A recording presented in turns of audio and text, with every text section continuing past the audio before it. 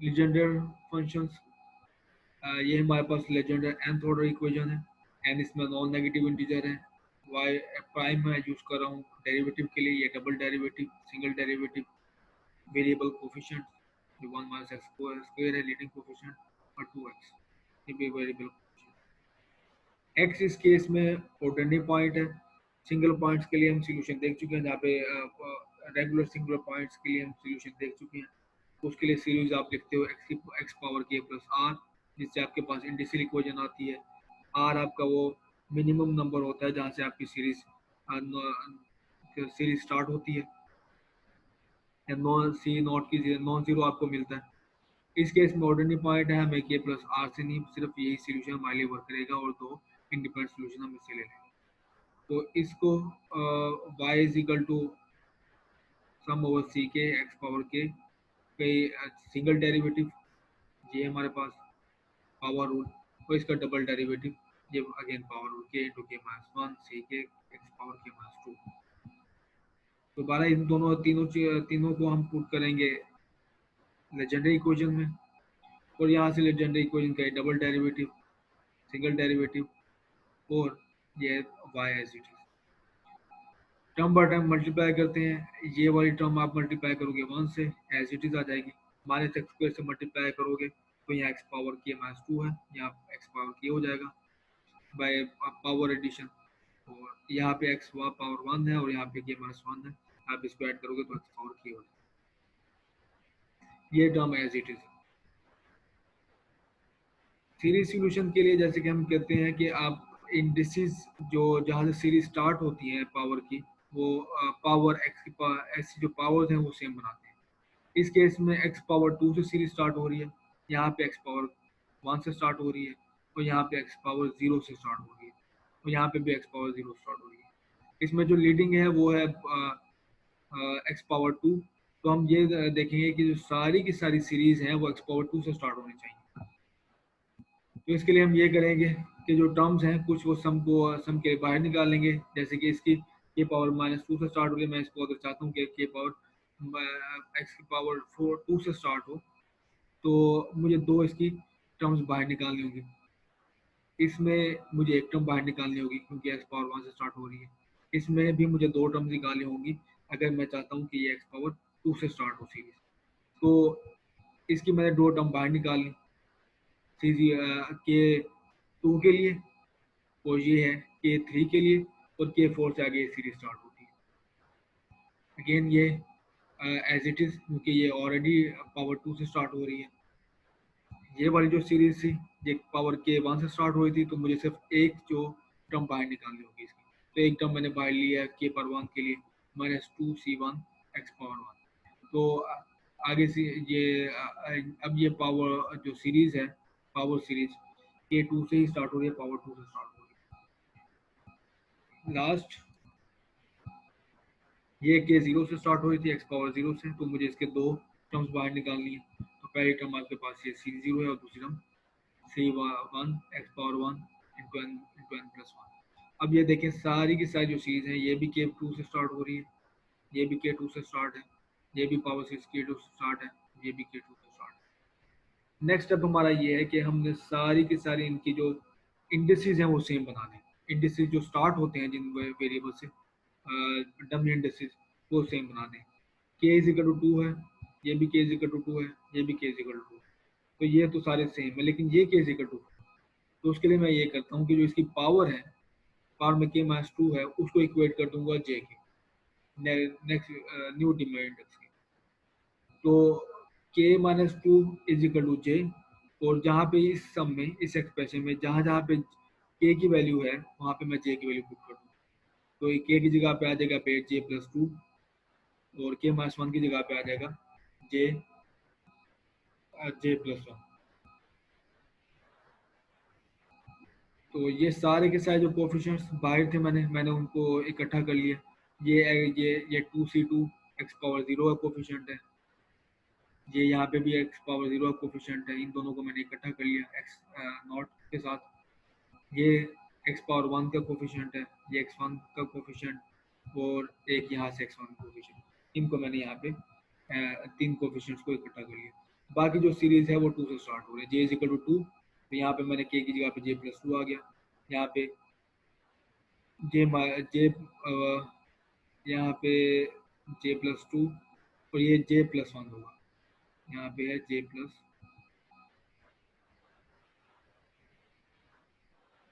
1,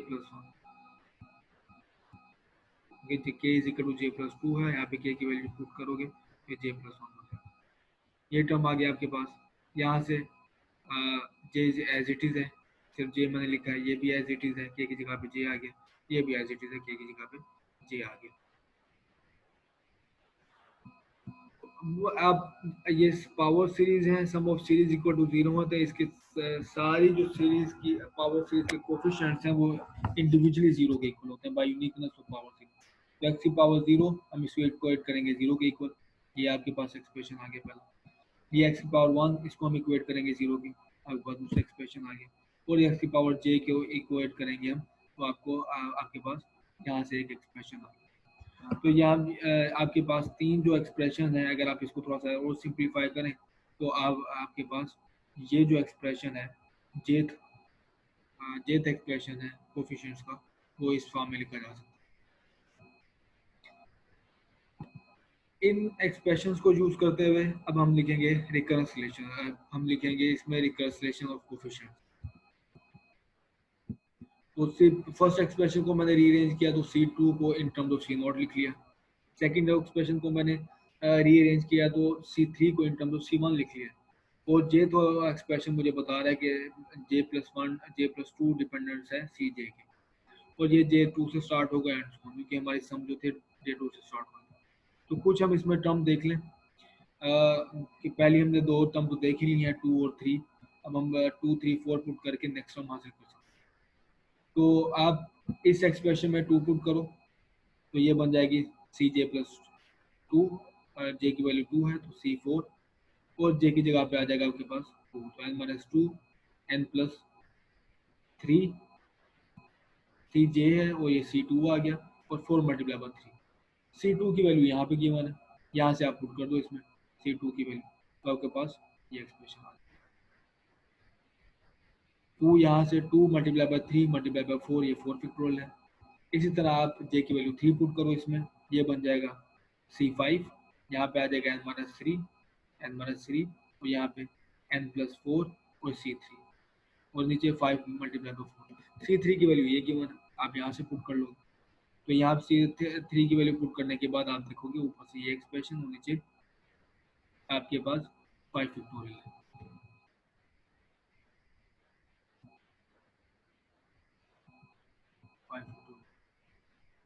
तो जो भी आगे लीडिंग जो आगे टर्म्स आएंगी, आप सारी की सारी टर्म्स को ब्रेक कर सकते हो इन टर्म्स ऑफ C0 और C1। तो इवन टर्म सारी की सारी C0 पे आ जाएंगी, और ऑड टर्म्स आ जाएंगी सारी की सारी C1 पे। तो ये जो आपके आप इन कैंसिलेशन इन कोफिशिएंट्स को लेके, जैसे हम सीरीज में हमारा सीरीज का मकसद, सीरीज हमें पुट करने का मकसद यही था कि आपको कोफिशिएंट्स हासिल हो जाए। तो अब आपके पास कोफिशिएंट्स आ गए हैं, तो हम अब दो लिनियरली इंडिपेंडेंट सॉल्यूशन इस डोमेन में लिख सकते हैं। तो आप पावर सीरीज में ये सारे कोफिशिएंट्स पुट करेंगे, ये C1 C2 C3 C4, इस वाली पावर सीरीज में, ये पावर सीरीज में आप कोफिशिएंट पुट करेंगे C1 C0 C1 C2 C3। तो C0 वाली टर्म सारी अलहदा कर लेंगे, और C1 वाली टर्म C0 वाली टर्म अलहदा, C1 वाली अलहदा। तो आपके पास जो C0 अपेयर हो रहा था इवन टर्म्स के साथ, जैसे कि C2 के साथ है, C4 के साथ है, C6 के साथ भी होगा, तो ये C0 यहाँ पे आ गया। और C1 और टर्म के साथ आ रहा तो ये तो यहाँ पे अपेयर हो। तो ये मैंने मजीद दो टर्म्स लिखी हैं, ये इवन के लिए x⁻6 और ये ऑड के लिए x⁻7। इसमें एक और बात नोट करने की है, वो ये कि अगर आपके पास n इवन है तो आपके पास जो फर्स्ट सीरीज टर्म है वो टर्मिनेट हो जाती है, लेकिन दूसरी वाली जो सीरीज है, सीरीज सोल्यूशन, वो डाइवर्ज करता है। जैसे कि ये आप पुट करें n=4, लेट से पुट करें n=4 पुट करें, आपके पास यहाँ से वैल्यू आएगी नॉन जीरो, यहाँ से नॉन जीरो वैल्यू आएगी, लेकिन ये वाली टर्म 4-4 0, आगे भी सब में n-4 आएगा, सारी की सारी टर्म जीरो हो जाएंगी। तो आपकी अगर आप n is equal to 4 put करते हो तो ये सीरीज जो है n4 के लिए ही टर्मिनेट हो जाएगी, x power n x power 4 के पे ही टर्मिनेट हो जाएगी, बाकी सारी जीरो हो जाएंगी। लेकिन ये वाली जो सीरीज है डबल होगी। इसी तरह अगर आप यहाँ पे पुट करते हैं ऑड ऑड पुट करते हैं नंबर, तो ये फर्स्ट वाली डाइवर्ज होगी या कोशिश टू इन्फिनिट होगी, और सेकंड वाली सीरीज जो है सीरीज सॉल्यूशन वो टर्मिनेट हो जाएगी।